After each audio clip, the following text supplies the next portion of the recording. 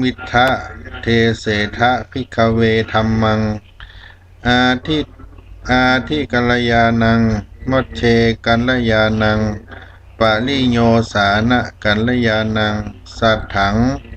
สัพพยัญชนังเกวะละปริปุณัง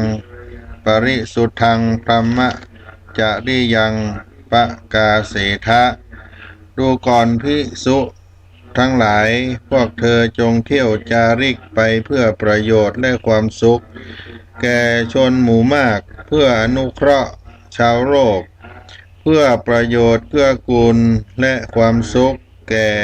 เทวดาและมนุษย์ทั้งหลายพวกเธออย่าไปรวมทางเดียวกันสองรูปจงแสดงธรรมงามในเบื้องต้นงามในท่ามกลางและงามในที่สุดจงประกาศพรหมจรรย์ดำเนินชีวิตที่ประเสริฐพร้อมทั้งอรรถะพร้อมทั้งพยัญชนะให้บริสุทธิ์บริบูรณ์กราบถวายความเคารพพระมหาเถรานุเถระครูบาอาจารย์เจ้าจุตนจุองค์เจริญสุขเจริญธรรมท่านผู้ฟังในรายการเสียงธรรมพระธรรมจาริกวัดศรีโสดาพระอารามหลวงจังหวัดเชียงใหม่วันนี้อาตมาภาพท่านพระครูปัญญาสังฆการหรือท่านพระครูพรหมินทร์ตัวแทนคณะสงฆ์วัดศรีโสดาพระอารามหลวงคณะพระธรรมจาริกได้มาพบปะกับบรรดาท่านสาธุชนพุทธบริษัททั้งหลายในค่ำคืนเวลา2 ทุ่มจนไปถึง3 ทุ่มในวันนี้ในโอกาสที่ได้มาเป็นการประกาศบุญกุศลการทำกิจกรรมในงานของคณะพระธรรมจาริกในนามของพระเดชพระคุณหลวงพ่อพระเทพโกศลผู้อำนวยการสำนักงานพระธรรมจาริกส่วนภูมิภาคและเจ้าอาวาสวัดศรีโสดาพระอารามหลวงที่ได้มีการจัดงานบรรพชาอุปสมบทหมู่ราษฎรบนพื้นที่สูงหรือว่าพี่น้องชาวเขาในช่วงตั้งแต่ต้นเดือนมิถุนายนเป็นต้นมาทางคณะพระธรรมจาริกคณะสงฆ์วัดศรีโสดาต่างก็ได้เตรียมงานในการจัดกิจกรรมการบรรพชาอุปสมบทราษฎรบนพื้นที่สูงประจำปี 2563 ถ้านับเป็นปีในการจัดก็ได้ประมาณ56 ปีเข้ามาซึ่งในปีนี้ก็เป็นกรณีพิเศษซึ่งเราได้มาจัดกันที่วัดศรีโสดาพระอารามหลวงก็ด้วยเหตุในการวิกฤตการแพร่ระบาดของโรคติดเชื้อไวรัสโคโรนา 2019 หรือโควิด 19ไม่สามารถที่จะได้ไป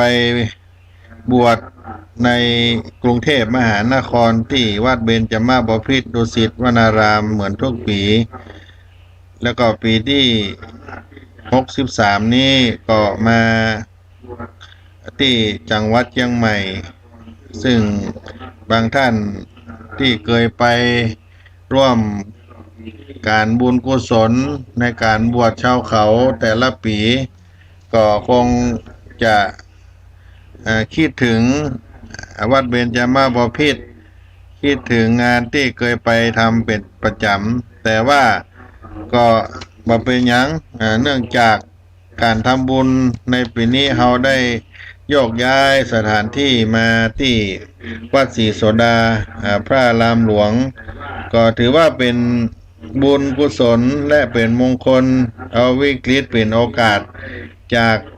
ที่ได้ไปกรุงเทพวัดศรีโสดาซึ่งเป็นสถานที่ได้อบรมสั่งสอนพระภิกษุสามเณรลูกหลานกุลบุตรชาวเขามาแต่เนิ่นนาน40-50 ปีที่ผ่านมาก็จะได้มีโอกาสญาติโยมได้ร่วมกินร่วมทานกันมาที่จังหวัดเชียงใหม่ในปีหน้าฟ้าใหม่ก็ว่ากันที่จะได้จัดกิจกรรมเหมือนเก่าเหมือนเดิมและจะได้ร่วมบุญกุศลกันซึ่งช่วงนี้หลายที่หลายแห่งหลายท่านหลายคนก็มีอินเทอร์เน็ตมีไลน์มีเฟซก็จะถามข่าวสารงานบุญของวัดศรีโสดามาทางสำนักงานวัดศรีโสดามาตลอดซึ่งการจัดงานทุกปีนั้นมูลนิธิเผยแพร่พระพุทธศาสนาชนถิ่นกันดารในพระราชูปถัมภ์สมเด็จพระศรีนครินทราบรมราชชนนีและกรมพัฒนาสังคมและสวัสดิการในกระทรวงพัฒนาสังคมและความมั่นคงของมนุษย์ซึ่งเป็นเจ้าเก้าเจ้างานใหญ่ที่เป็นการตั้งต้นตั้งงานและในฝ่ายสงฆ์นั่นก็มีคณะพระธรรมจาริกในสำนักงานคณะ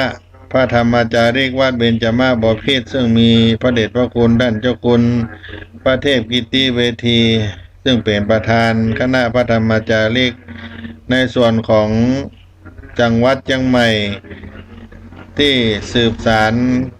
งานมาจากวัดเบญจมาบพิตรกรุงเทพมหานครก็มีพระเดชพระคุณหลวงพ่อพระเทพโกศลเจ้าวาดวัดศรีโสดาพระอารามหลวงเป็นร่มโพล่มไทรของพระธรรมจาริกที่ได้ออกไปเผยแพร่พระพุทธศาสนาแก่พี่น้องชาวเขาและก็เป็นพระมหาเถระที่เป็นพระธรรมจาริกรุ่นแรกของโครงการเมื่อปี 2508 ยังยืนยัดเป็นร่มโพล่มไทรสืบทอดเจตนารมณ์ของเจ้าพระคุณสมเด็จพระพุทธชินวงศ์อดีตเจ้าอาวาสวัดเบญจมาบพิตรอดีตเจ้าคณะใหญ่หนเหนือปฐมประธานคณะพระธรรมจาริกเป็นลักชัยให้กับลูกหลานพระธรรมจาริกอยู่ในเขตพื้นที่ที่พระธรรมจาริกได้อยู่ทั่ว20 จังหวัดในจังหวัดภาคเหนือและภาคเหนือตอนล่างภาคกลางตอนบนเพราะฉะนั้นการที่ศรัทธาญาติโยมทุกท่านได้ทราบข่าวในการที่จะมีการบวชของวัดศรีโสดาก็ดีบางท่านก็มาติดต่อมาโทรศัพท์มาไลน์มาก็มีที่เฟซบุ๊กก็มีและมีคณะพระธรรมจาริกของเฮาที่ได้รับฟังในถ่ายทอดสดทางเฟซทางไลน์ก็ติดตามข่าวสารงานบุญจากวัดศรีโสดามาโดยตลอดอันนี้เป็นการบวชให้ลูกหลานญาติโยมคนละบทลูกหลานที่อยู่บนภูเขาเปิ้นจะลงมาล่ำมาเรียนที่วัดศรีโสดาพระอารามหลวงในเป้าหมายที่เราจะบวชในปีนี้ก็อยู่ในจำนวน169รูปซึ่งเป็นการถวายพระราชกุศลเนื่องในโอกาสวันเฉลิมพระชนมพรรษาพระบาทสมเด็จพระเจ้าอยู่หัวในรัชกาลปัจจุบันการบวชในปีนี้นี่เป็นการถวายเป็นพระราชกุศลเพราะฉะนั้นพี่น้องญาติโยมที่เป็นคณะราษฎรที่ได้รับฟังทางสถานีนี้ก็ดีก็เชิญชวนท่านที่มีโอกาสจะได้มาบวชเป็นพระสงฆ์เป็นพระภิกษุในโครงการพระธรรมจาริกถวายพระราชกุศลก็มาสมัครกันได้ ที่วัดศรีโสดาซึ่งจะเป็นสถานที่ในการจัดงานในปีนี้การบวชของเฮานั้นญาติโยมเพื่อจะให้โอกาสได้เข้าศึกษาในหลักธรรมคำสอนของพระพุทธศาสนาให้พี่น้องบนภูเขานั้นได้เข้าใจในหลักธรรมคำสอนในวัตถุประสงค์ของงานพระธรรมจารีตของเฮาที่ได้ทำได้ทราบกันว่าเพื่อประโยชน์สุขแก่ชนหมู่มากเพื่ออนุเคราะห์แก่ชาวโลกก็คือการออกไปจาริกธรรมนำสุขให้กับราษฎรบนพื้นที่สูงที่เป็นสโลแกนเป็นปรัชญาการทำงานของโครงการจรทะภิกขเวจาริกังพหุชนะหิตายะสุขายะที่ท่านได้รับฟังไปซึ่งก็ได้จาริกไปแสดงธรรมเพื่อประโยชน์สุขในแก่ชนหมู่มากอนุเคราะห์แก่ชาวโลกให้เกิดความสุขตามพุทธโอวาทที่ได้นำมาเป็นการทำมนสิการนึกไว้ในจิตในใจในการทำงานของคณะพระธรรมจาริกการบวชญาติโยมเฮาได้บวชห้ามบวชเฮียนเป็นการสืบทอดอายุพระพุทธศาสนาในเบื้องต้นและลำดับต่อไปนั้นเมื่อคนที่ได้มาบวชบนเขาบนดอยท่านได้รับธรรมะได้ทราบซึ้งในรสพระธรรมก็สืบทอดอายุไปเป็นพระที่อยู่บนเขาเผยแพร่งานในหมู่บ้านที่บ้านบนดอยที่เขาเรียกว่าอาสมพระธรรมจาริกเป็นที่เบิ่งในทางจิตทางใจของพี่น้องบนเขาต่อไปถ้าพูดถึงการบวชก็เป็นการที่ให้เรามีความสุขการบวชเป็นทางแห่งความภาคภูมิใจและการบวชในปัจจุบันญาติโยมก็จะแตกต่างไปจากการบวชในอดีตการที่ล่วงแล้วผ่านมาก็คือการบวชนั้นจะแบ่งเป็นประเภทใหญ่ๆก็จะนับได้อยู่3ประเภทก็คือเริ่มต้นในระยะแรกผู้บวชก็จะต้องบวชในอดีตนั้นมีความเป็นมาตามนี้คือผู้บวชในอดีตก็จะต้องพบกับองค์สมเด็จพระสัมมาสัมพุทธเจ้าที่เขาเรียกว่าเอหิภิกขุอุปสัมปทาคือใครที่ได้มาขอบวชได้กราบทูลพระพุทธเจ้ามีศรัทธาเกิดในพระรัตนตรัยต้องการจะอุปสมบทพระพุทธองค์ก็จะเหยียดพระหัตถ์ออกมาต่อหน้าผู้บวชแล้วก็ได้ทรงตรัสว่าเธอจงเป็นภิกษุมาเถิดธรรมอันเรากล่าวดีแล้วเธอจงประพฤติพรหมจรรย์เพื่อกระทำให้ถึงที่สุดแห่งทุกข์โดยชอบเถิดเต้าอี้บัดใด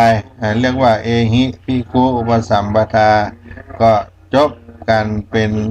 คนที่ได้บวชแล้วแต่ถ้าคนที่จะบวชเป็นพระอรหันต์แล้วพระองค์ก็จะตรัสสั้นๆว่าเธอจงเป็นภิกษุมาเถิดโดยบ่ต้องบอกว่ากระทำให้ถึงที่สุดแห่งกองทุกข์โดยชอบเพราะว่าถึงที่สุดแห่งกองทุกข์เรียบร้อยแล้วพอสิ้นพระดำรัสชุดที่เป็นฆราวาสก็จะหายไปมีผ้าไตรผ้าจีวรล่องลอยมาจากหน้าผากาศมาคลุมตัวของคนที่จะบวชบาทก็จะมาคล้องที่ตัวของคนบวชเสร็จทรัพย์พร้อมทั้งอัฐบริขารที่เกิดขึ้นโดยอำนาจแห่งบุญก่อนที่พระองค์จะประทานการบวชพระองค์จะระลึกชาติไปดูว่าบุคคลนี้พบในอดีตเคยทำบุญด้วยผ้าไตรจีวรหรือเปล่าถ้าเคย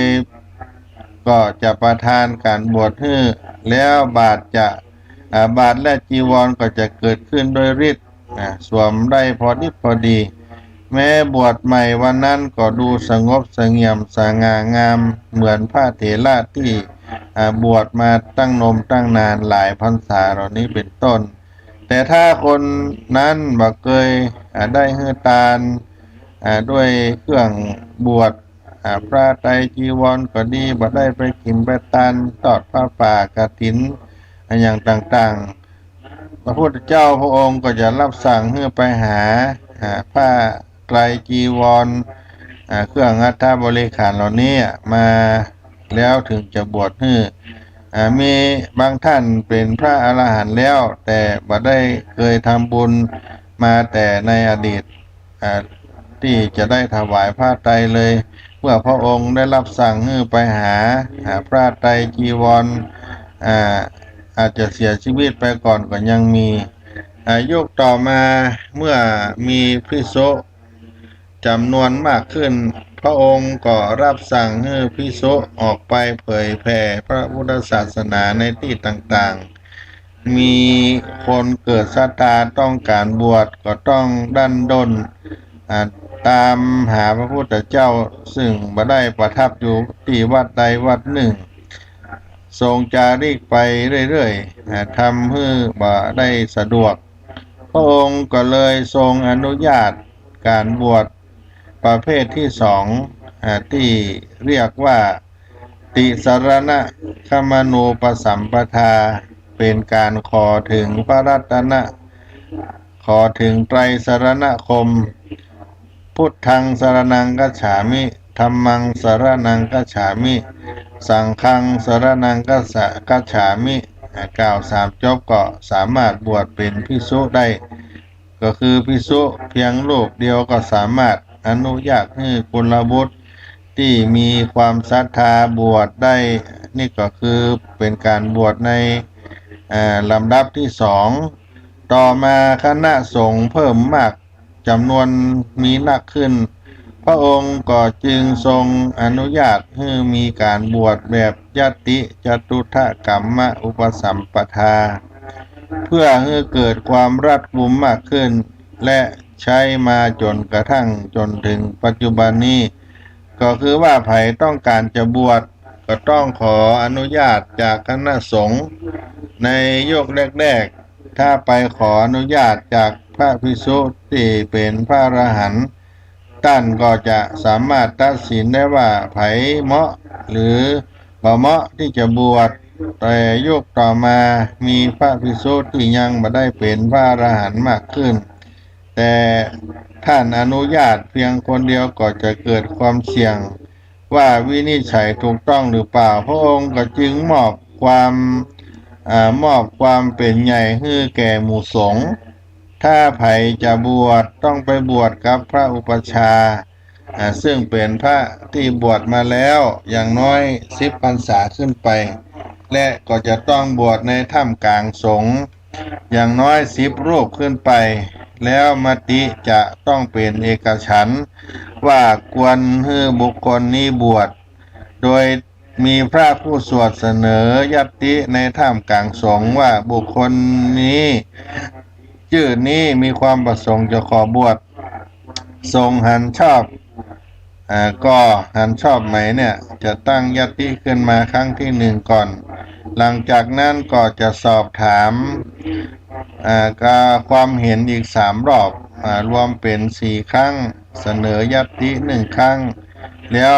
ก็พิจารณาแถม3 วาระถ้าทั้ง3 วาระผ่านเป็นเอกฉันท์บุคคลนั้นก็จะได้เป็นพระภิกษุถ้าระหว่างการบวชมีพระภิกษุรูปใดรูปหนึ่งว่าบ่เหมาะการบวชก็จะบ่สำเร็จปัจจุบันที่มีการบวชเสียงในสภา3 วาระล้าหลังก็ยังล้าหลังจริงๆแล้วในพระพุทธศาสนามีระบบนี้เกิดขึ้นมาก่อนเป็นที่น่าสะใจต่อมาในบางท้องที่หาพระมาประชุมกันรวมกัน10 รูปนั้นยากพระพุทธองค์ทรงบัญญัติว่าในประเทศที่พระพุทธศาสนาปักหลักมั่นคงแล้วก็จะต้องมีพระ10 รูปขึ้นไป ซึ่งปัจจุบันเรามักจะใจ20 รูป20 รูปเพื่อเหลือเพื่อขาดแต่ถ้าเป็นที่มีพระภิกษุบรรนักมีน้อยเช่นต่างประเทศอย่างน้อยก็ต้องมี5 รูปขึ้นไปนี่ก็เป็นการบวชเป็นลำดับที่3ส่วนการบวชลำดับที่2ที่ขอถึงไตรสรณคมในปัจจุบันนี้ก็ใช้เป็นการบวชของสามเณรที่ใช้มาจนถึงทุกวันนี้ถ้าเรามองในแง่ของการบริหารจะหันว่าองค์พระสัมมาสัมพุทธเจ้าพระพุทธเจ้านี้พระองค์เป็นผู้นำที่วางหลักการบริหารคณะสงฆ์ไว้อย่างยอดเยี่ยมมีการปรับองค์กรพุทธคือคณะสงฆ์เป็นระยะตามสภาวะที่เปลี่ยนแปลงไปยุคแรกพระน้อยทุกอย่างรวมส่วนที่พระองค์ต่อมาคณะสงฆ์มากขึ้นนักขึ้นก็ทรงกระจายอำนาจแต่ละท่านมีอำนาจในการรับสมาชิกใหม่เข้าหมู่แต่ต่อมาหมู่คณะเข้มแข็งขึ้นแถมเพื่อให้เกิดการรัดกุมเป็นการวางมาตรฐานหลังจากเสด็จรับขันธปรินิพพานไปแล้วจึงมาให้ตัดสินใจโดยบุคคลเดียวแต่ให้อาศัยหมู่คณะซึ่งเป็นมาตรฐานในการปฏิบัติของคณะสงฆ์ในการรับสมาชิกใหม่เข้ามาอยู่ที่ในหมู่ในจุมข้อมูลที่เป็นการยอดเยี่ยมมากถ้าหากนักบริหารทั้งหลายอยากจะศึกษาวิธีบริหารองค์กรก็ให้มาศึกษาวิธีการที่พระสัมมาสัมพุทธเจ้าของเราเนี่ยพระพุทธเจ้าของเราเนี่ยทรงใจในการบริหารจัดการคณะสงฆ์โดยเฉพาะจากพระวินัยจะพบวิธีการที่ยอดเยี่ยมมากมายก่ายกองสามารถจะนำมาปรับไปใช้ในปัจจุบันได้อย่างยอดเยี่ยมนี่เป็นพระปัญญาที่คุณที่พระพุทธเจ้าองค์พระสัมมาสัมพุทธเจ้าประการหนึ่งถ้ามีลูกพ่อชายบวชพ่อแม่จะเกาะผ้าเหลืองได้ขึ้นสวรรค์กรรมอู้นี้มีกำเนิดมาจากไหนเมื่อใดการบวชเป็นสิ่งที่เกิดขึ้นได้ยากเริ่มตั้งแต่คนบวชจะต้องเกิดเป็นมนุษย์ถ้าบ่เป็นมนุษย์ก็จะบวชบ่ได้เพราะมนุษย์เท่านั้นที่มีกายตั้งตรงสัตว์ประเภทอื่นกายนั้นจะขวางจะกายนั้นจะบ่ตั้งตรงจะขวางจะยาวทั้งนั้นแม้แต่ลิงที่ดูเหมือนบางครั้งจะพงกตัวตั้งตรงได้แต่โดยธรรมชาติกระดูกสันหลังของมันก็จะเอียงจะเฉียงไปพอเป็นการนี้แล้วก็บ่สามารถปฏิบัติให้บรรลุธรรมภายในได้แต่มีแต่กายที่ตั้งตรงจึงจะหาศูนย์กลางกายเจอสามารถปฏิบัติธรรมจนหมดกิเลสได้ดังนั้นบวชก็จะต้องได้เป็นกายมนุษย์ก่อนแม้สัตว์อื่นมีอิทธิฤทธิ์แปลงกายเป็นมนุษย์ได้ก็ยังบวชมาได้ดังเช่นพญานาคที่อยากจะบวชมาแถลงเปรตแถลงกายมาขอบวชก็บวชมาได้เพราะฉะนั้นก่อนจะบวชพระคู่สวดจะถามคนบวชในท่ามกลางประชุมสงฆ์ในที่นั้นก่อนเธอเป็นมนุษย์แม่นก่อผู้บวชก็จะต้องตอบว่าใจแล้วเนี่ยใจแล้วครับอามะพันเตแปลว่าใจเธอเป็นมนุษย์ก่อคนบวชก็จะต้องตอบว่าอามะพันเตซึ่งแปลว่าใจเนี่ยเป็นมนุษย์อย่างนี้เป็นต้นนอกจากต้องเป็นคนเป็นมนุษย์นี่แล้วก็จะต้องเกิดมาพบพระพุทธศาสนาด้วยมาพบพระพุทธศาสนาก็จะบวชมาได้มามีอุปชาก็จะบวชมาได้พบพระพุทธศาสนาแล้วก็จะต้องเกิดศรัทธาญาติพี่น้องก็ต้องหันดีหันงามหันชอบพ่อแม่ก็หันดีหันงามหันชอบค กว่าจะบวชได้นั้นก็จะปัจจัยเป็นของง่ายๆญาติโยมทั้งหลายแล้วเมื่อบวชแล้วเนี่ยท่านได้กล่าวบอกไว้ว่าผู้บวชนั้นก็จะได้อานิสงส์64ครับพอบวชแล้วคนบวชก็จะได้อานิสงส์64ครับพ่อแม่โยมพ่อโยมแม่พ่อแม่ก็จะได้32กับรวมไปถึงพี่น้องรวมทั้งผู้ที่สนับสนุนการบวชก็จะได้16กับถ้าถามว่ากับหนึ่งนั้นมันจะเมินจะนานมากใดสมมุติว่ามีสีลาหินแท่งทึบก้อนหนึ่งสูงกว้างยาว16กิโลเมตรถึงเวลา100 ปีมีเทวดานำเอาผ้าแพรที่บางเบาเหมือนควันไฟเนี่ยมาลูบครั้งหนึ่งถึง100 ปีเทวดาก็เอาผ้าที่เบาบางเหมือนควันไฟเนี่ยมาลูบอีกครั้งหนึ่งทำไปอย่างนี้จนรูปหินศิลานั้นราบเรียบเต้าหน้าแผ่นดินนั่นก็คือ1 กับอันนี้คือระยะเวลาของกับหนึ่งลองคิดดูว่าหินเนี่ยมันสูงมันกว้างมันยาวถึง16กิโลเมตรเป็นดอยใหญ่ดอยหลวงเนี่ย100 ปีเอาผ้าติบมาผ้านั้นก็บางเหมือนควันไฟเนี่ยมาลูบมาผ่านครั้งหนึ่งกว่าจะซึกจากก่อนลงไปเนี่ยก็ลำบากยากแค้นขนาดไหนแต่ว่า16กิโลเนี่ยญาติโยมจะคิดว่า16กิโลนี้ปืนหินปืนดินที่บ้านเฮาเนี่ยบากี่เม็ดกี่เซนเนี่ยแล้วเราจะต้องเอาผ้าเอาที่มันเบาบางมาลูบมาก่ายไปเนี่ยก็จะลองทำดูถ้าถูพื้นถูไปถูมา ก็บ่ต้องรอถึง100 ปีถูไปเรื่อยๆกว่าจะทำให้หินนั่นมันลดหลั่นลงซึกก่อนลงเนี่ยก็ยังบ่สมดังอกดังใจเพราะฉะนั้นกับเนี่ยก็จะเมินจะนานอันนี้ส่งการบวชก็จะให้ผลขนาดนี้ก็ถือว่าบ่ใช่เป็นธรรมดาบางท่านบางคนก็ถามว่าพ่อแม่ได้อานิสงส์ที่ลูกเฮาพ่อใจเฮาเนี่ยมาบวช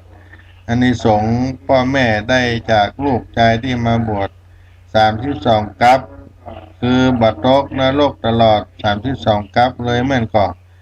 คำตอบนั้นก็บ่ใช่เป็นแบบนั้นถ้าไปทำบาปทำกรรมก็ยังมีสิทธิ์ที่จะไปลงอบายลงนรกได้อยู่แต่ในระยะเวลา32กับนั้นบุญยังได้ตามได้ส่งผลอย่างต่อเนื่องถ้าหากพลั้งเผลอไปได้ทำผิดศีลผิดธรรมไปโอกาสตกนรกก็ยังจะมีเกิดขึ้นอยู่แต่บุ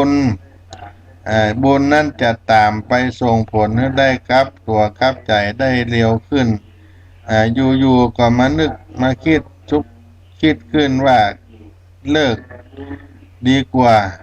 ที่ทำในสิ่งที่บดีจะเลิกไปบุญนั้นก็จะเตือนอกเตือนใจกึดในการทำสิ่งที่ดีขึ้นมา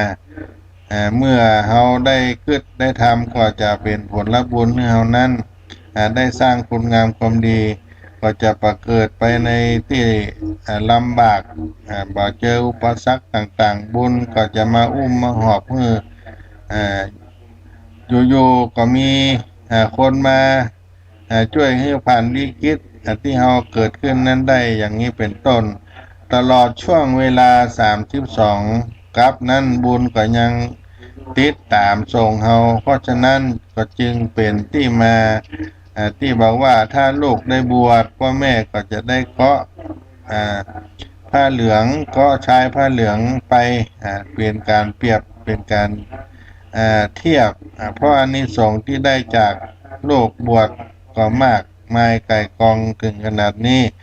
พ่อแม่ถึงจะให้ลูก ให้เต้าได้มาบวชเป็นการที่จะได้อานิสงส์ในการอ่าแสดงความกตัญญูต่อพ่อต่อแม่ตัวเองคนตั้งหลายญาติโยมในอดีตเนี่ยจะได้คนโบราณจึงฮื้อเขาได้บวชได้ศึกษาบางท่านก็ยังฮื้อลูกฮื้อหลานว่าจะต้องบวชก่อนที่จะมีครอบครัวก็ดีในทางภาคกลางนั้นจะนิยมก็เพราะว่าการบวชนั่นเป็นการฝึกให้เราได้ดีขึ้นเยี่ยมขึ้นได้ปฏิบัติคัดเหลาเก่ากิเลสคนโบราณก็จะถือว่าถ้าป้อใจลูกป้อใจนั้นคนไหนจะไปมีครอบมีครัวได้มีการแต่งงานถ้ายังบ่เคยบวชเขาก็จะบ่นิยมให้ได้มีครอบมีครัวแม้แต่พ่อแม่ของฝ่ายแม่ย่าแม่ยิงก็จะบ่ค่อยยกลูกยกเต้าให้เหล่านี้เป็นต้นเพราะว่ายังบ่ได้ไว้ใจว่าจะมีธรรมะอันเป็นหลักที่จะนำไปเลี้ยงดูครอบครัวได้ก่อนเพราะฉะนั้นจะต้องบวชเพื่อได้ศึกษาบ้านเราเรียกว่าหนานนะถ้าซิกออกไปนี่นะเรียกว่าหนานแต่คนภาคกลางเรียกว่าทิศทิศหมายถึงทอทหารสระอีดอเด็กเนี่ยแปลว่าคนที่สุกแล้วคือกิเลสในตัวสุกแล้วไม่แล้วละลายไปแล้วแม้ยังบ่หมดกิเลสแต่ว่าทั้งโลภะโทสะโมหะก็ถูกการบำเพ็ญตบะจากการบวชการตั้งใจบำเพ็ญสมณธรรมได้แผดเผาจนกระทั่งกิเลสนั้นสุกได้ไม่ไปพ้นจากความดิบก็คือกิเลสที่หยาบเริ่มละเอียดลงถูกบ่มได้ที่ไปชั้นหนึ่งแล้วเอาเขาก็จะได้เข้าถึงเรียกว่าเป็นทิศเป็นหนานเป็นคนที่อบรมแล้วสุขแล้วก็เป็นธรรมเนียมที่จะได้บวชก่อนที่จะมีภาระหน้าที่ไปมีครอบครัวต่อไปเพราะฉะนั้นญาติโยมคนเฮาจะบวชได้อยู่ในร่มผ้ากาสาวพาสนั้นได้ก็จะต้องมีกำหนดของอายุโดยการบวชอยู่สองแบบบวชมีสองแบบบวชสามเณรแล้วก็บวชเป็นพระอย่างที่ท่านได้ฟังว่าบรรพชาอุปสมบทเนี่ยก็คือบวชเป็นเณรแล้วก็บวชเป็นพระถ้าบวชพระวินัยกำหนดว่าจะต้องอายุ20 ปีย่างขึ้นไปหรือว่า20 ปีอายุ20 ปีบริบูรณ์ขึ้นไปคำว่า20 ปีหรือ20 ปีบริบูรณ์นี้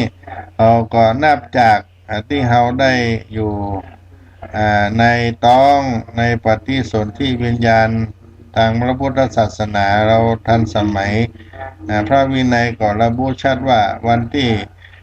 เราได้อยู่ในคับในพันปฏิสนธิในท้องของแม่ก็ได้นับเอามาเป็นอายุของเราขึ้นมาในช่วงของ20 ปีนี้เป็นต้นไปจะเป็นช่วงที่ถือว่าเป็นพระภิกษุที่จะบวชเป็นตู้เจ้าเป๊กเป็นตู้ได้ในญาติโยมจะเป๊กเป็นตู้เป็นเจ้าก็ต้องอายุ20 ปีขึ้นไปและส่วนที่สองนั่นการบรรพชาเป็นสามเณรสามเณรรูปแรกก็คือราหุลกุมารราหุลกุมารเป็นพระโอรสของเจ้าชายสิทธัตถะเนี่ยเป็นคนที่เป็นสามเณรก่อนก็คืออายุ7 ขวบจึงจะถือตามหลักนี้7 ขวบขึ้นไปที่จะบวชเป็นสามเณรได้แต่แล้วจากประสบการณ์ในการที่อบรมพบว่าอายุ7 ขวบนั้นก็น้อยเกินไปญาติโยมอายุมันบ่แข็งแรงเตื้อเนาะยังหนุ่มยังน้อยในปัจจุบันที่เราได้มาบวชกันก็ถ้าเป็นนักเรียนก็จะจบประมาณป .6 อายุประมาณ12 ปีเนี่ยก็จะบวชเป็นสามเณรที่ดีที่รู้ในการประพฤติปฏิบัติก็จะเข้าเป็นเหล่ากอของพระสงฆ์ได้ในการบวชเป็นสามเณรถ้าเราบวช บวชนั้นก็มีความมุ่งหมายของการบวชนั้นก็แตกต่างกันไปแต่เป้าหมายของการบวชตั้งแต่อดีตจนถึงปัจจุบันที่ชัดเจนตรงกันก็คือ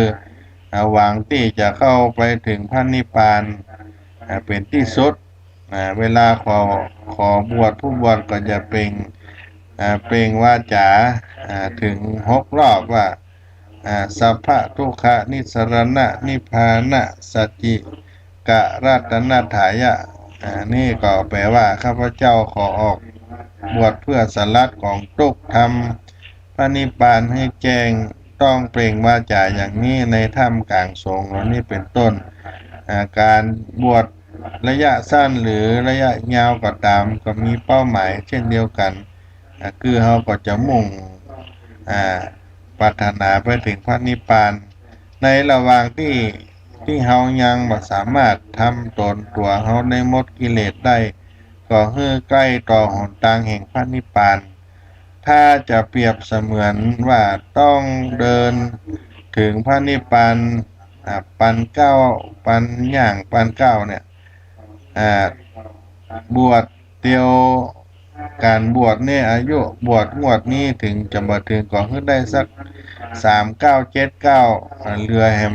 90 กว่า 9ก็จะถึงก็ยังดีดังนั้นการบวชก็จะต้องตั้งอกตั้งใจบำเพ็ญสมณธรรม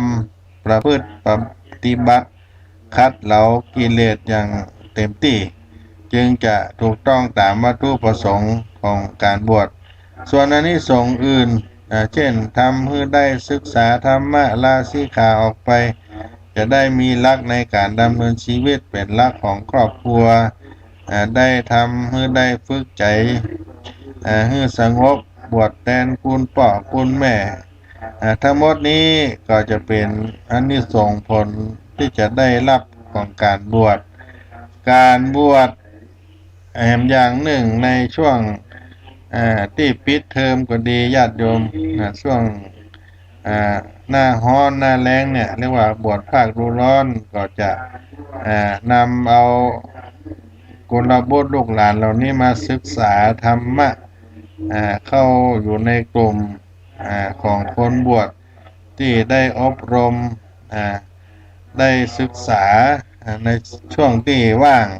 จากการห้ามการเรียนนักเรียนที่ห้ามที่เรียนเหล่านี้ก็จะได้มีโอกาสได้อบรมในธรรมะได้ศึกษาธรรมะนี่เกิดขึ้นที่เขาเรียกว่าบวชภาคฤดูร้อนมีการบวชให้ได้ศึกษาธรรมเป็นช่วงระยะสั้นแล้วถามว่าบวชแล้วจะได้หยังคำตอบก็เป็นการได้ฝึกตัวเก่าฝึกตัวตนเนี่ยอย่างจริงจังเพราะว่าพ่อที่วัดแม้จะอบรมในการอบรมสั้นแต่ฝึกอบรมบำเพ็ญสมณธรรมนั่นก็จะเข้มงวดจะเอากันเต็มที่เรียกว่าเข้มข้นเนี่ยในการประพฤติปฏิบัติอบรมอย่างเข้มข้นอย่างเต็มที่แล้วก็ถ้าไผคิดว่าจะบวชแล้วจะมาพักผ่อนในการบวชนั่นก็บ่ต้องคิดเพราะว่าบ่เป็นผลเป็นประโยชน์กับตัวเก่าเพราะฉะนั้นการที่เราได้บวชก็เป็นบุญที่พ่อแม่ของเฮาหรือญาติพี่น้องของเฮาเจ้าภาพที่ได้มาให้การบวชของเฮานั้นก็จะได้บุญได้กุศลร่วมกับเฮานั้นอันนี้เป็นการที่เฮาได้บวชแล้วเกิดประโยชน์เกิดผลและบุญต่างๆได้เกิดขึ้นกับตัวของเฮาญาติโยมในการบวชก็จะทำให้เฮานั้นได้มีโอกาสได้ตอบแทนคุณพ่อคุณแม่ได้แสดงความกตัญญูกตเวทิตาธรรม